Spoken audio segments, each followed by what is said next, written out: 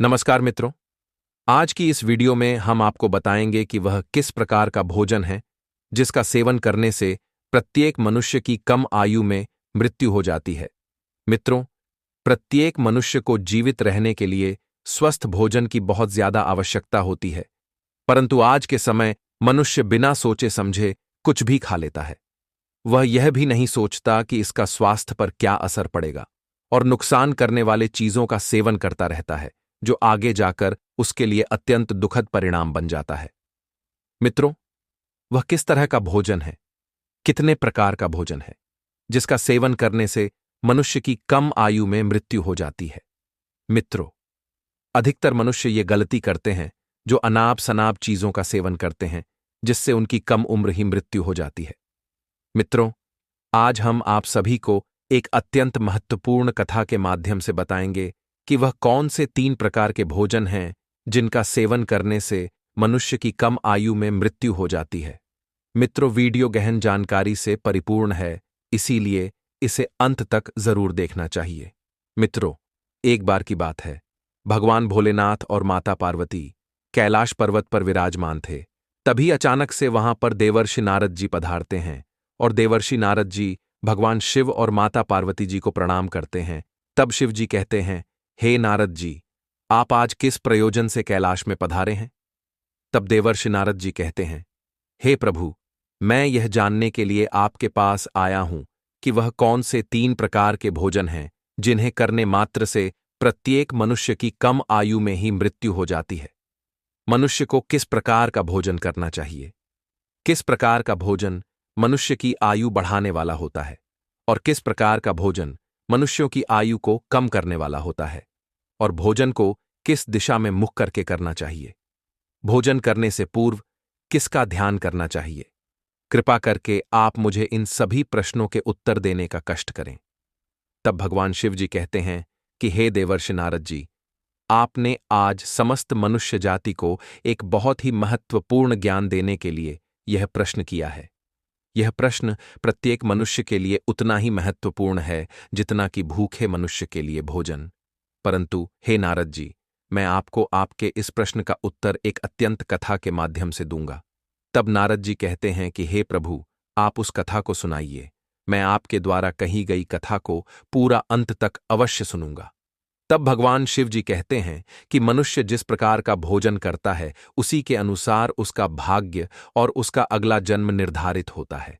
चलो मैं आपको इस कथा के माध्यम से बताता हूं। मित्रों, भगवान भोलेनाथ कहते हैं, एक समय की बात है, एक नदी के समीप एक बहुत बड़ा जंगल था, लेकिन वह जंगल ऐसा था जिसमें ना कोई पशु और ना ही कोई पक्षी रहते थे। उस जंगल में केवल वृक्ष और पेड़ पौधों की ही भरमार थी। वह जंगल इतना घना था कि जिसमें मनुष्य तो दूर की बात है, उस जंगल की तरफ कोई पशु भी नहीं जाता था।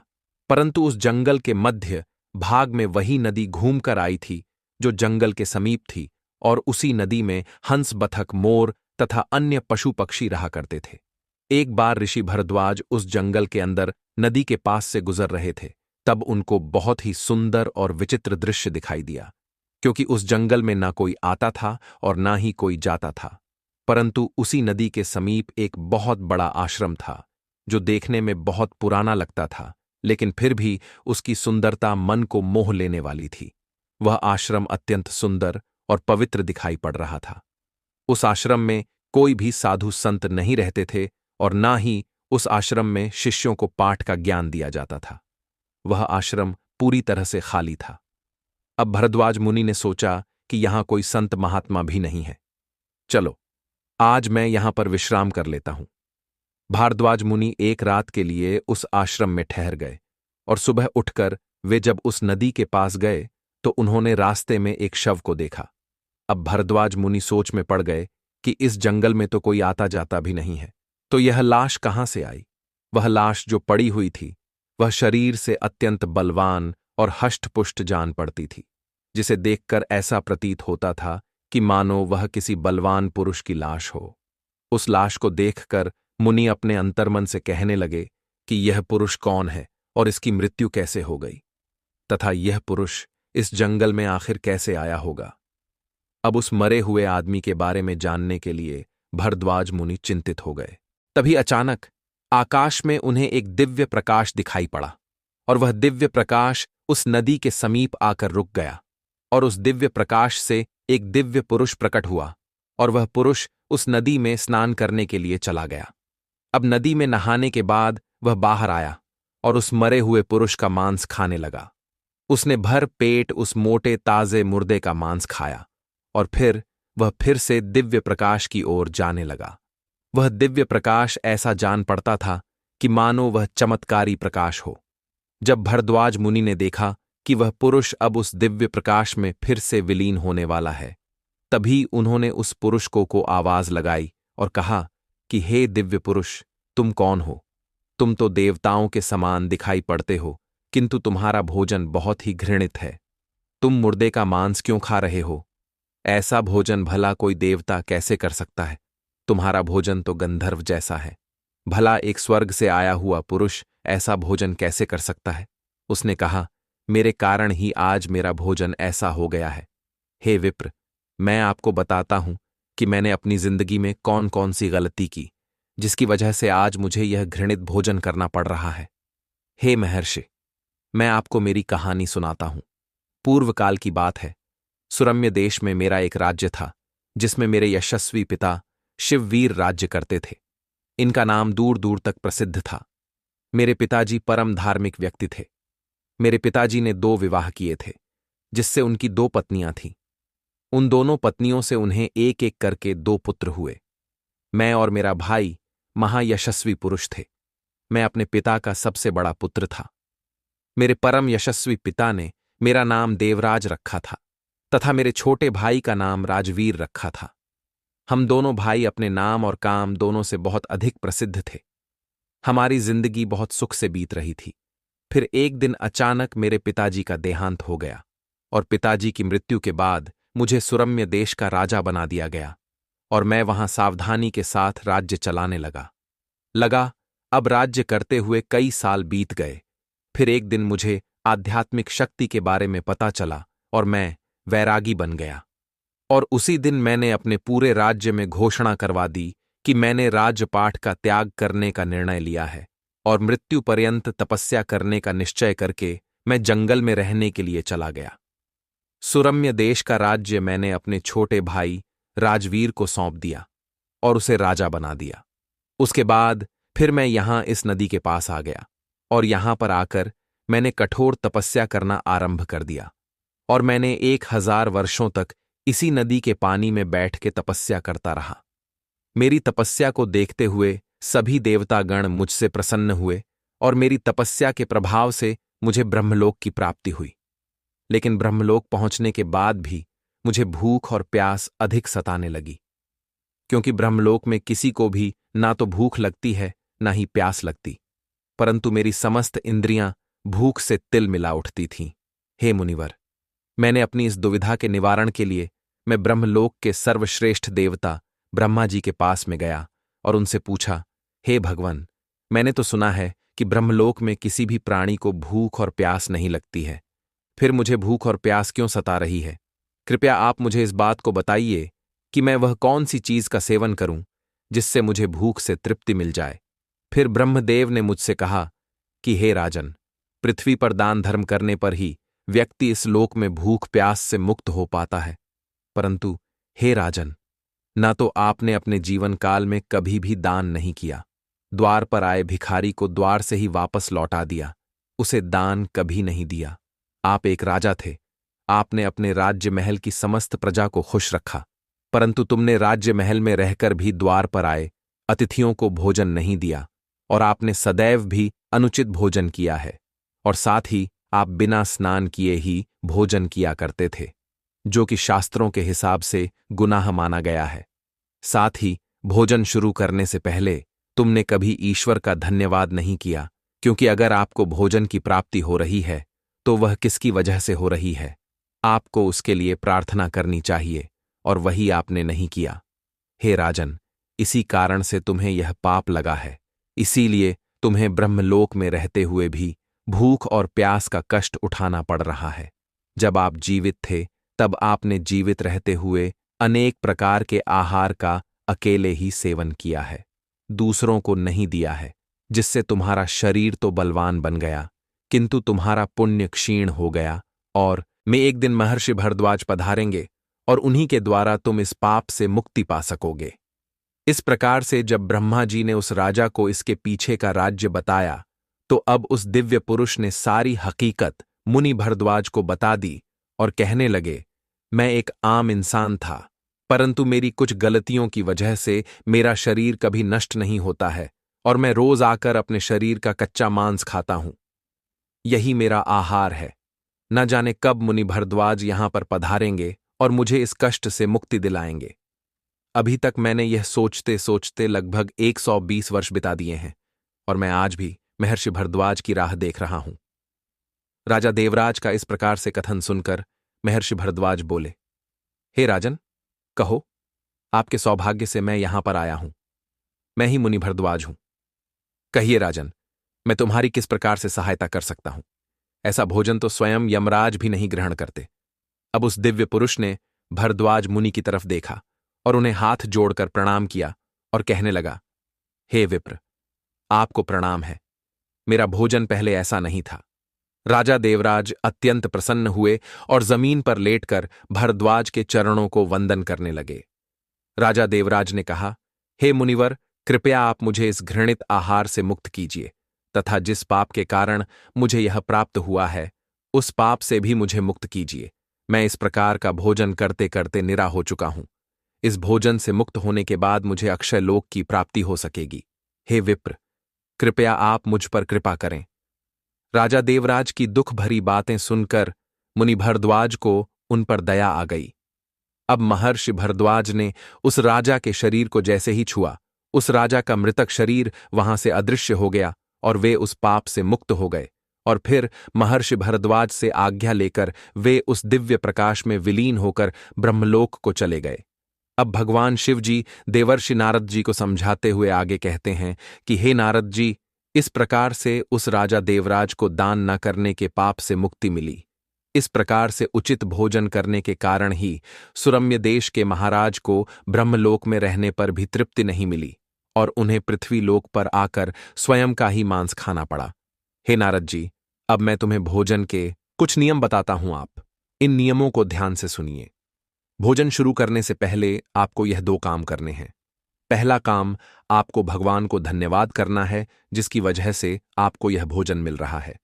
दूसरा काम, आपको भोजन शुरू करने से पहले यह करना है कि थोड़ा सा अन्न भूमि पर रखना है ताकि देवता, पशु पक्षी, सर्प दैत्य तथा प्रेत पिशाच जो अपने कर्म बंधन से बंधे हुए हैं, उन सभी को अन्न की प्राप्ति हो। यदि भोजन करते समय कोई अतिथि आ जाए तो उसका स्वागत करें और उसे आसन देकर प्रणाम करके उसका सत्कार करें। फिर उसे श्रद्धापूर्वक भोजन कराकर विदा करें, क्योंकि जिसके घर से अतिथि निराश होकर लौट जाता है, उसे वह अपने पाप देकर उसके शुभ कर्मों को ले जाता है। पिता के घर में रहने वाली विवाहित कन्या, दुखिया और गर्भ धारण की हुई स्त्री तथा वृद्ध को भोजन कराने के बाद ही भोजन करना चाहिए। इन सभी को भोजन कराए बिना जो स्वयं भोजन ग्रहण करता है, उसका भोजन पाप बन जाता है। ऐसा व्यक्ति नरक में ही जाता है। जो स्नान किए बिना ही भोजन करता है, उसका भोजन मल भक्षण के समान हो जाता है। जो मनुष्य बालक एवं वृद्ध आदि के हिस्से का भोजन करता है, उसका भोजन विष्ठा के समान हो जाता है। और जो बिना दान किए ही भोजन को ग्रहण करता है, उसका भोजन विष के समान बन जाता है। मनुष्य को कभी भी दुराचारी व्यक्ति द्वारा दिया गया अथवा दूसरों द्वारा अपमानित करके दिया गया भोजन कभी भी ग्रहण नहीं करना चाहिए। इससे उस मनुष्य को पाप लगता है। परोसे हुए भोजन का अग्रभाग अग्नि को देकर ही भोजन करना चाहिए। भोजन को एकाग्र चित्त होकर करना चाहिए। प्रथम 3 निवाले मौन होकर ग्रहण करने चाहिए। ऐसा करने से व्यक्ति के सभी पाप कर्म तुरंत नष्ट हो जाते हैं और पुण्य कर्म बढ़ने लगते हैं। भगवान की कृपा से उसे जीवन भर कभी अन्न की कमी महसूस नहीं होगी। पूर्व दिशा में बैठकर भोजन करने से व्यक्ति रोग से और मानसिक तनाव से मुक्त हो जाता है। बीमार बुजुर्गों को पूर्व की ओर मुख करके भोजन अवश्य करना चाहिए। इससे उनके स्वास्थ्य में सुधार आता है, क्योंकि पूर्व दिशा उगते हुए सूर्य की दिशा होती है और सूर्यदेव बल, आरोग्य तथा दीर्घायु प्रदान करते हैं। विद्या की अभिलाषा रखने वाले मनुष्य को उत्तर दिशा की ओर मुंह करके भोजन करना चाहिए। यह दिशा देवी सरस्वती की दिशा है। ध्यान रहे, दक्षिण दिशा की ओर मुंह ओ मुख करके भोजन ना करें, यह मृत्यु की दिशा होती है। इस दिशा में मुख करके भोजन करने से आयु कम होती है। टूटे फूटे बर्तनों में भोजन नहीं करना चाहिए, इससे घर में गरीबी आती है। भोजन हमेशा थाली में ही करना चाहिए। गंदी थाली में भोजन करने से जीवन में दुर्भाग्य आता है। एकादशी के दिन तामसिक अन्न का सेवन ना करें। जो मनुष्य एकादशी के दिन तामसिक अन्न अर्थात मांस का सेवन करता है, लक्ष्मी उस घर को छोड़कर चली जाती है। भोजन का अपव्यय करना अनर्थ माना गया है, इसीलिए थाली में जितना आवश्यक हो उतना ही भोजन ले।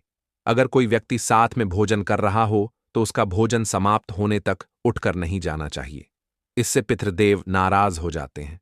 भोजन के बाद थाली में हाथ धोना अनुचित माना गया है। थाली में हाथ धोने से अन्न का अपमान होता है।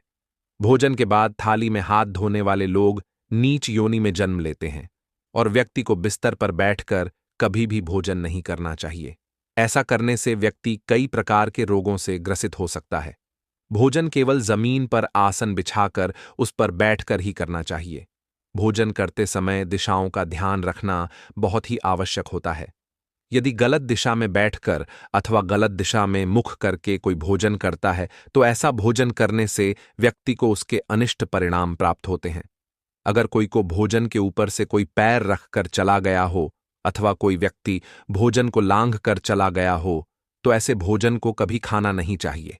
ऐसा भोजन अशुद्ध हो जाता है। ऐसे भोजन को पशुओं को खिला देना चाहिए। दूसरा के द्वारा लांघा गया भोजन खाने से मनुष्य की आयु कम हो जाती है और उसके शरीर में भिन्न भिन्न प्रकार के रोग उत्पन्न होते हैं। यदि भोजन में बाल निकल आता है तो ऐसा भोजन त्याज्य हो जाता है।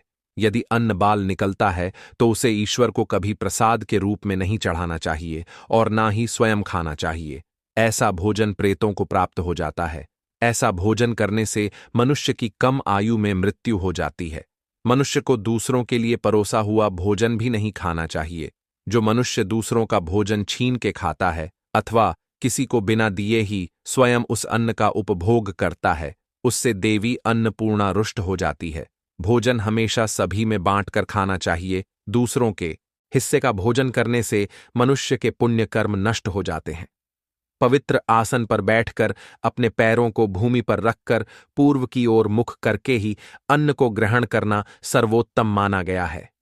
पूर्वामुख होकर भोजन करने से यश की प्राप्ति होती है और उत्तर की ओर मुख करके भोजन करने से सत्य की प्राप्ति होती है।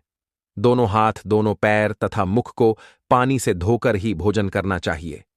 भोजन के पात्र को भूमि पर रखकर अन्न ग्रहण करना ही सर्वश्रेष्ठ माना गया है। शास्त्रों में इस प्रकार के भोजन को उपवास के समान बताया गया। मनुष्य को क्रोध रहित होकर भोजन करना चाहिए। क्रोध की अवस्था में भोजन करने से भोजन का अपमान होता है और कई प्रकार की व्याधियां उत्पन्न होती हैं। गुस्से से भरे मन से भी भोजन करना अशुभ होता है। जो जूते पहनकर भोजन करता है, इस प्रकार के भोजन को सूरी भोजन कहा गया है। ठीक मध्य रात्रि में भोजन करना भी अशुभ माना गया है। यदि पेट खराब हो तब भी भोजन नहीं करना चाहिए। गीले वस्त्र पहनकर के भी भोजन करना अशुभ होता है। दूसरों के लिए परोसा गया भोजन भी कभी नहीं करना चाहिए।